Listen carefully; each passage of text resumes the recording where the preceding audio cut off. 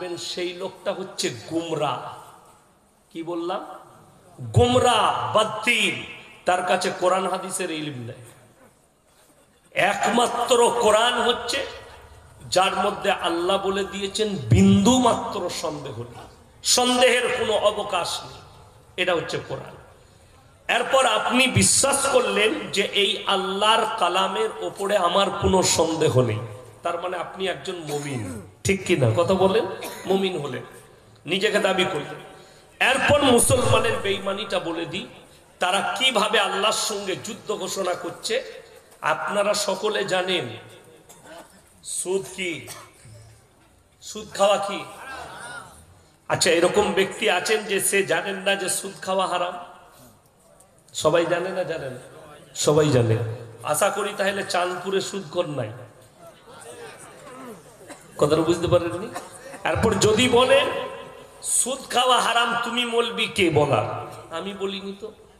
কোন মৌলবীর কথা নয়, মুহাদ্দিসের কথা নয়, কোন মুকাররিরের নয়, মুফাসসিরের নয়, কোন মৌলবি মোল্লা পীর ফকিরের শিক্ষিতর কথা নয়।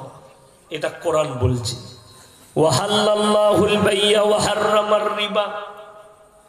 হে আমার নবী, তোমাদের জন্য সুদকে হারাম করেছি আর ব্যবসাকে আমি আল্লাহ হালাল করেছি। কোরআন।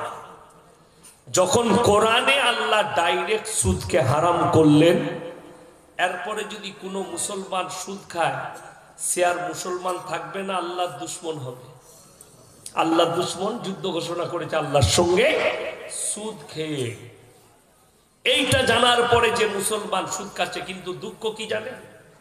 আমাদের দেশের মসজিদে মদ খেয়ে প্রবেশ করা যায় না, গাঁজা খেয়ে যাওয়াই না, কিন্তু সুদ খেয়ে ফাঁস কাতারে নামাজ পড়া যায়। জুম্মার দিনে দেখতে পাবেন ওই মালকটা আতর লাগিয়ে ফাঁস কাতারে বসেছে। আমি বললি খারাপ বলবি। এই সুদের বয়ান করছি, সকালবেলায় আপনার এলাকায় যতগুলো চায়ের দোকান আছে খোঁজ নিবেন, সকালবেলায় বলবেন ওই মৌলবীকে দাওয়াত দেবে, ও বাজে মৌলবী। কোন মাল কটা গাল দিবেন? সুদখোর কথা দিবে না? দিবে না? তোমরা আমাকে গালি দিলে কোরআনের আয়াত পাল্টাবে? পাল্টাবে না। রাসূল সাল্লাল্লাহু আলাইহি সাল্লামের হাদিস শুনে নবীজি বললেন, কেউ যদি 1 টাকা সুদ খায়, মায়ের সঙ্গে 36 বার জিনা করার সমান পাপ হবে। নাউজুবিল্লাহ বলে 36 বার। যারা সুদ খাচ্ছেন তাদেরকে অনুরোধ করছি, যাদের বিবিরা জানে আমার স্বামী সুদখোর, সেই মা দিকে বলছি, তোমার স্বামীর হাত দুটো ধরে বলো, স্বামী আমার সবজি ভাত খাওয়াও হালাল ইনকাম করে, হালাল ইনকাম করো, সবজি ভাত দাও, দামি খাবারের দরকার নেই। আমাদের সমাজের লোক মনে করেছে টাকাটা হচ্ছে সমাজে মেটার পর, যার পয়সা বেশি তার সম্মান বেশি। এটা ভাবছেন? যারা ভাবছেন ভুল ভাবছেন। রং। আমাদের সমাজের সব থেকে কম বেতন কার? কথা বলেন না? ইমাম সাহেব। আমার মাদ্রাসায়, আব্বার মাদ্রাসার শিক্ষক, আমার বেতন 11,000। কত বললাম? 11। এই মৌলবি আজকে কালকেও আমি মুর্শিদাবাদে ছিলাম, আমি থাকতে পারতাম, কিন্তু আমার ফিরে যাওয়ার কারণ হচ্ছে আজ সকালে আমি অ্যাটেন্ড করেছিলাম 10টা থেকে আসানসোলে একটা গণবিবাহ। আমার বন্ধু, আমার কাছের মানুষ সাদরুদ্দিন ভাই, অনেক টাকার মালিক, তিনি এই গরিবের ছেলে মেয়েদের বিয়েগুলো নিজের খরচা করে নিজের সংস্থা থেকে দিলেন। চলে বলুন সুবহানাল্লাহ, বড় নেকির কাজ। এবং সেখানে 5 থেকে 6 হাজার লোককে খানা খাইয়েছে। তো আমার দাওয়াত ছিল, কাছের মানুষ, আমার মাদ্রাসায় যখন যা বলি দেয়। আমি স্টেজে গেলাম, আমি সকলকে চিনি না, কিন্তু সবাই আমাকে ইউটিউবে দেখেছে।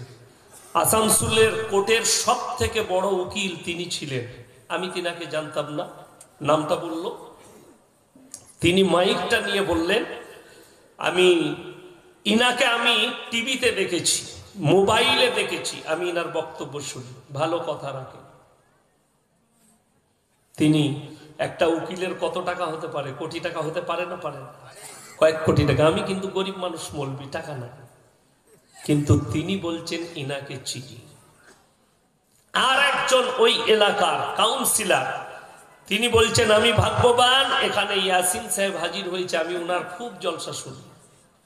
আমি নিজেকে বললাম, আল্লাহ তোমার শুকর আদায় করে শেষ করতে পারবো না। রাসূলের হাদিস এত সত্য, নবীজি সাল্লাল্লাহু আলাইহি সাল্লাম হাদিস বর্ণনা করেছেন, আল্লাহর রাস্তায় দ্বীনের পথে যারা থাকবে মৃত্যুকাল পর্যন্ত ইজ্জতের রুজি দান করবেন। জোরে বলুন সুবহানাল্লাহ। আমি স্টেজ থেকে, গাড়ি থেকে নামা থেকে আমাকে 4টা বডিগার্ড সাদরুদ্দিন ভাইয়ের ঘেরে স্টেজে নিয়ে গেল, যেন কেউ ধারে কাছে না ঘাসে। আমাকে টেবিলে, প্যান্ডেলে অনেক মেয়ে খাচ্ছিল, আমি খাই না, আমাকে আলাদা ফাঁকা ময়দানে একটা টেবিল দিয়ে তারা দাঁড়িয়ে রইল বডিগার্ড, যেন কেউ এসে ভিড়তে না পারে ফটো তোলার জন্য। আমি খানা খেলাম, বেরিয়ে আমাকে গাড়ি পর্যন্ত তুলে দিল। আল্লাহর শুকর আদায় করলাম, আল্লাহ এটা তোমার কৃপা। একটা ইমামে 6,000 5,000 বেতন। শুনেছেন ইমাম সাহেবের বউ কোমরে কাপড় গুঁজে রাস্তায় বেরিয়ে গ্রুপ লোন করতে যাচ্ছে? কথা বলে না? নাই, একটা খুঁজে পাবেন না। কিন্তু আপনাকে দেখিয়ে দেবো, 20,000 রোজগার করে, 30,000 টাকা রোজগার করে, তার পয়সায় বরকত নেই, বউকে রাস্তায় বার করে দিয়েছে, যা গ্রুপ লোন লিয়া। ঠিক বললাম না ভুল বললাম?